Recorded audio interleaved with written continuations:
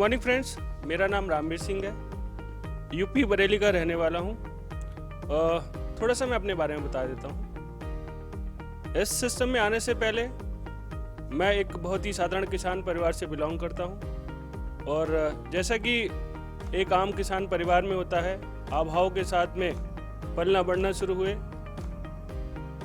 गांव से शहर में आ गए इस उम्मीद के साथ में कि शहर में जाकर के कुछ बड़ा करेंगे, जैसे कि अक्सर होता है नौकरी या कुछ और।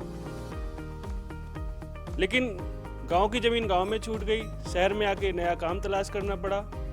तो पिताजी गांव से अपना वो पुराना काम कृषि का जुड़ा हुआ डेयरी का ले आए। उसके साथ साथ में काम और पढ़ाई साथ साथ चलता रहा। लेकिन कहीं ना कहीं ये लगता था कि जीवन में बड़ा इंसान बनना है, और समझ में ये आ गया कि नौकरी से बड़ा इंसान नहीं बन सकते। और नौकरी के लिए क्या चाहिए? पढ़ाई। और पढ़ाई में अपना मन लगता नहीं था, पहलवानी में मन लगता था। तो घर वालों ने फोकस किया कि बेटा तुम ऐसा करो, आर्मी में चले जाओ, पुलिस में चले जाओ। उसके लिए भी तैयारी की, लेकिन फाइनली वहाँ भी कुछ खास नहीं हुआ। और तलाश शुरू हो गई। किस चीज़ की तलाश शुरू हो गई? एक ऐसे काम की जहाँ से अच्छा पैसा कमा सके। और उस दौड़ में मैंने बहुत सारे काम बदले। घर वालों का भरोसा बड़े लंबे समय तक मेरे ऊपर टिका रहा कि मेरा होनहार लाल, होनहार बेटा जीवन में कुछ करेगा। और इस उम्मीद में मेरी माँ दुनिया से चली गई, लेकिन मैं कुछ बड़ा नहीं कर पाया। फाइनली इस तलाश में मुझे मिला एक ऐसा मौका जो शायद बहुत किस्मत वालों को मिलता है, और मैं उनमें से एक हूँ। मुझे मिला वेस्टीज में आने का मौका, और वो भी विवेक सर के द्वारा। दोस्त, जब से मैं वेस्टीज में आया हूँ मेरी लाइफ पूरी तरह से चेंज हो चुकी है। जो मेरी काम बदलने की डर थी, तलाश थी, वो ख़त्म हो गई। और फाइनली मैं यहाँ करके टिक गया। क्यों टिक गया? इसलिए टिक गया कि मेरी मुलाकात एक ऐसे व्यक्ति से हो चुकी थी जो इस फील्ड में बहुत सफल थे। मैं उनको पहले से जानता था और उनको मैंने सफल होते हुए देखा था। इसलिए मेरा भरोसा उन पर टिक गया कि यार ये सफल हो सकते हैं, हो सकता है इनके साथ में मुझे भी सफलता मिल जाए। और मैंने वहाँ पर उनसे जानना चाहा कि सर क्या मैं कर सकता हूँ? उन्होंने बताया हाँ, कोई भी कर सकता है। उसके लिए क्या करना होगा? सीखना पड़ेगा, मैं सीखूंगा। और क्या करना पड़ेगा? सिस्टम में आपको अपने आप को डालना पड़ेगा। क्या करना पड़ेगा? सरेंडर करना पड़ेगा। अब ये सरेंडर क्या होता है? मुझे समझ नहीं आया सरेंडर क्या होता है। मैंने कह दिया सर मैं सरेंडर करूंगा, लेकिन जब मैंने सरेंडर को समझा तो फिर मैं नहीं बचा और मैं पूरी तरह से सरेंडर हो गया। आज मैं आपको सरेंडर की पावर बताता हूँ। सरेंडर क्या होता है? सरेंडर होता है कि हम अलग अलग परिवारों में पैदा होते हैं, अलग अलग परिवेश में पलते और बड़े होते हैं। हम जिस भी धर्म को, जिस भी पंथ को मानते हैं, अगर हम उसके प्रति सरेंडर हो जाते हैं तो हमको उसी से लाभ मिलने लगते हैं। मैं अपनी जिंदगी में सफल नहीं था। मेरे पास एक ही ऑप्शन था कि जैसा मेरे गुरु, जिनको मैंने माना, मेंटर विवेक सर कहते हैं, वैसा मैं करता जाऊं, या फिर मैं अपना दिमाग लगाता जाऊं और पहले की तरह एक और बार फेल हो जाऊं।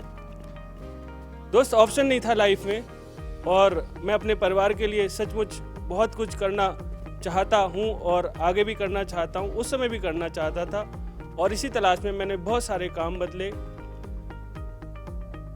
मैंने सरेंडर किया, और सरेंडर इस लेवल पे किया कि जैसा सर कहते गए वैसा मैं करता चला गया। जो भी उन्होंने कहा वो मैं करता चला गया। और सरेंडर में सबसे बड़ा उदाहरण जो आज तक मैंने पढ़ा है, जो हमारी जड़ों से जुड़ा हुआ है, हनुमान जी का उदाहरण मुझे अक्सर याद रहता है। हनुमान जी ने सरेंडर किया था रामचंद्र जी के आगे, और वो अनकंडीशनल था। हनुमान जी का कोई काम नहीं था रामचंद्र जी से, पूरी तरह से अनकंडीशनल था। वो क्यों कर पाए? क्योंकि उनके अंदर प्रेम था। और प्रेम कहाँ से उत्पन्न हुआ?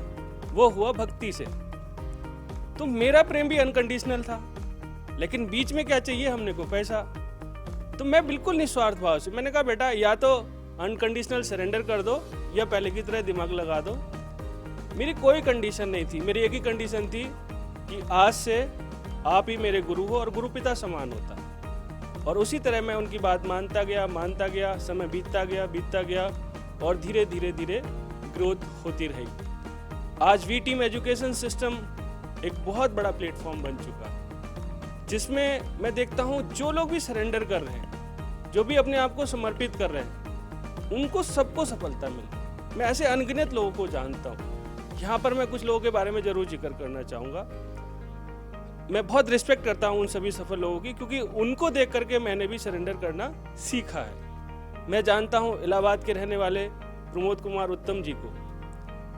जब मैं उनको मिला था तब वो 1 या 1.5 लाख रुपए की इनकम ले रहे थे यहाँ से। आज बहुत सफल व्यक्ति है। जब मैं पहली बार उनसे मिला था तो वो एक इंडिका चलाते थे, आज वो ऑडी चलाते हैं। जब मैं उनसे पहली बार मिला था तो वो इतने सफल व्यक्ति नहीं थे जितने आज हैं।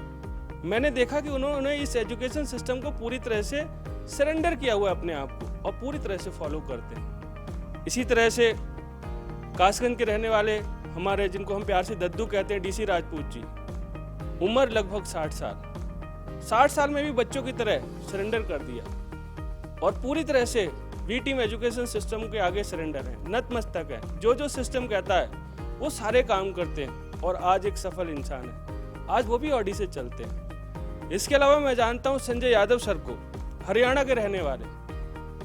वो भी एक किसान परिवार से थे, एक अन्य कंपनी में बहुत सालों तक काम किया और फाइनली वो कंपनी में कुछ गड़बड़ हुई और वहाँ पर उतनी सफलता नहीं मिली।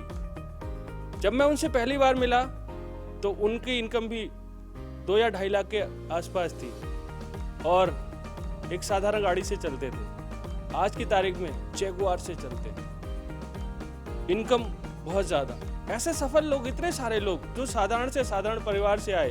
तेजिंदर राणा जी किसान परिवार से, वो एक किसान है और किसान के पास क्या होता है, किसान के बारे में कहा जाता है कि हिंदुस्तान में किसान गरीबी में पैदा होता है, कर्जे में जीता है और कर्जे में चला जाता है। लेकिन तेजिंदर सर आज देखो 15 लाख रुपए महीने तक की लगभग इनकम यहाँ से ले रहे हैं, और वो भी पार्ट टाइम में। किसानी उनकी छूटी नहीं है, वो आज भी चल रही है। तो ऐसे लोगों को मैंने देखा कि जब ऐसे लोग सरेंडर करके सिस्टम के आगे इतने सफल हो गए तो मैं क्यों नहीं हो सकता। और मैंने भी पूरी तरह से अपने आप को सिस्टम के आगे सरेंडर कर दिया। किस हद तक सरेंडर कर दिया? इस हद तक सरेंडर कर दिया कि मेरा नाम क्या है वो मुझे याद नहीं रहता, मेरी एजुकेशन क्या है वो मुझे याद नहीं रहती। मुझे एक ही चीज़ याद रहती है, विवेक सर की कही हुई बात। और वो दुनिया में एकमात्र ऐसे शख्स हैं कि अगर रात को 12 बजा है, 2 बजा है, 4 बजा है, उनकी आवाज़ मेरे कान पे पड़ जाए तो एक आवाज़ पे मैं खड़ा, मैं रुक ही नहीं पाता। ऑटोमेटिकली मेरी आत्मा में बस चुका है। कैसी भी स्थिति हो, आग बरस रही हो, पानी बरस रहा हो, कोरोना हो, फोरोना हो, कुछ भी हो, अगर विवेक सर की आवाज़ पड़ गई रामवीर सिंह के कान में तो रुक नहीं सकता। क्यों ऐसा? क्योंकि मैं अपने अंदर सरेंडर से पहले एक भाव लाया, प्रेम का भाव लाया। क्योंकि प्रेम ही वो शक्ति है जो आपको सरेंडर करने के लिए मजबूर करती है। सरेंडर करना बहुत आसान है, लेकिन उससे पहले प्यार करना सीखना पड़ेगा। और प्यार कौन कर सकता है? प्यार वही कर सकता है जो निस्वार्थ हो। मुझे उनसे चाहिए कुछ नहीं, प्यार चाहिए। जैसे मैं उनको क्यों इतना प्यार कर पाता हूँ वो भी कारण बता देता हूँ। मेरी माँ से मेरा बहुत प्यार था जब तक वो थी, और उनके जाने के बाद जो मुझे बहुत प्यार करते थे, मेरे फादर, मेरे भाई, उन सबको लगा कि ये आदमी तो हमारी उम्मीदों पे खरा उतर नहीं रहा, ये हमारे काम का नहीं है। और उन्होंने मुझे रिजेक्ट करना शुरू किया। धीरे धीरे इस हद तक रिजेक्ट किया कि मेरे ऊपर से उनका विश्वास उठ गया और उनको लगा कि जिस लड़के पे हमने सारी उम्मीदें पाल रखी थी वो तो नाकामयाब निकला, फेलियर निकला, ये हमारे काम का नहीं है। और उन्होंने मुझे बहुत बुरा भला कहा। मेरे फादर थोड़े एग्रेसिव हैं, तो जब भी उनका मन करता था अपना गुस्सा उतार लेते थे। जैसे आम हिंदुस्तानी फैमिली में होता है कि कभी झापड़ मार के, कभी जूता मार के। फादर है, मार सकते हैं, उनका हक है। मुझे पिटने में कभी कोई बुरा नहीं लगा। लेकिन क्यों? मैं फेलियर था तो क्या केवल मेरा एक वजह से फेलियर था? वो माहौल, जिस माहौल में मैं पला बड़ा, उसमें मुझे सरेंडर करना नहीं सीखा था। मैंने हर चीज़ में रिजेक्शन करना सीखा था, एग्रेशन करना सीखा था, लड़ना सीखा था, कंप्लेंट करना सीखा था।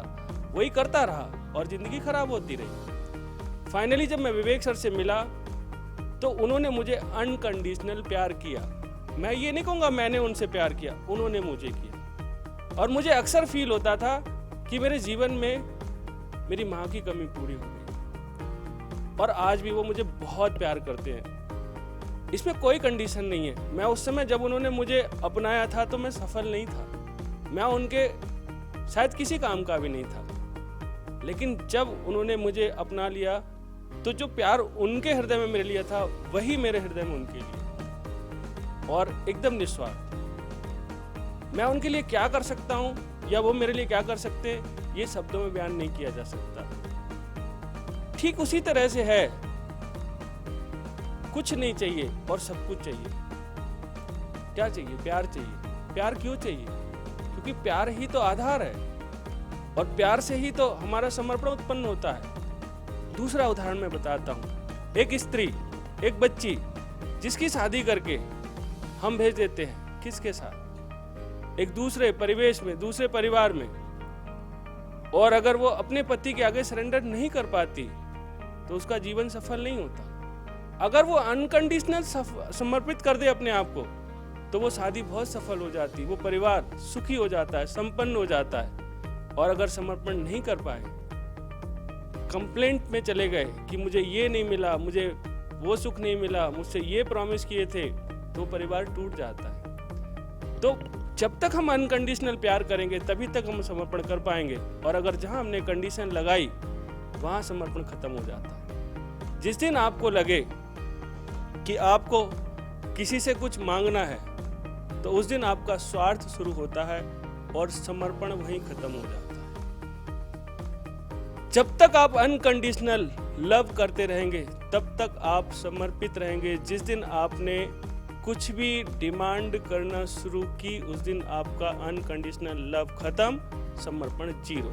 और जैसे ही समर्पण जीरो होगा वैसे ही आपकी प्रोग्रेस डी प्रोग्रेस में होना शुरू हो जाएगी। तो सरेंडर 1, 2 दिन, 4 साल के लिए नहीं रहना है तो जीवन भर के लिए रहना। एक चीज को पकड़ के चलना है, एक विश्वास को बना के चलना है। और जब तक आपका विश्वास बना रहेगा आपकी सफलता के रास्ते हमेशा खुले रहेंगे। कोई भी मुसीबत आपको आगे बढ़ने से नहीं रोक सकती। बड़ी से बड़ी तूफान भी आपको हिला नहीं सकता। जिसके भी आगे आप समर्पित होंगे वो आपको हर पल बचाएगा। उसे भी नहीं पता होगा कि वो क्यों आपको बचा रहा है। क्यों? क्योंकि आपके समर्पण की शक्ति उसको वो करने को मजबूर करेगी। हम क्या करते हैं? मंदिर जाके घंटा बजाने से क्या भगवान मिलता है? बिल्कुल नहीं। हम उस मूर्ति के आगे समर्पित कर देते हैं अपने आप को कि हे ईश्वर, हमने आज अपने आप को आपके हवाले कर दिया, और उस मूर्ति में से भगवान प्रकट हो जाता है। ये समर्पण की पावर है। वही पावर हमको पल पल बचाती है, पल पल आगे बढ़ाती है। समर्पण ही सब कुछ है। मैं तो कहूँगा इस पृथ्वी पे जो भी जीव है वो समर्पण से ही जीवित है। हम कहीं भी जाते हैं हमें ये ध्यान रखना चाहिए कि हम निस्वार्थ प्रेम करेंगे तभी हम समर्पण के भाव से भरपूर रहेंगे। जिस दिन स्वार्थ हमारे मन में आएगा उसी दिन से समर्पण खत्म होगा। हमें निस्वार्थ भाव से प्रेम करना है और समर्पित करना है। जीवन में जो भी आप चाहेंगे आपको हर कुछ मिलेगा, ये मेरा प्रॉमिस है आपसे। Thank you very much.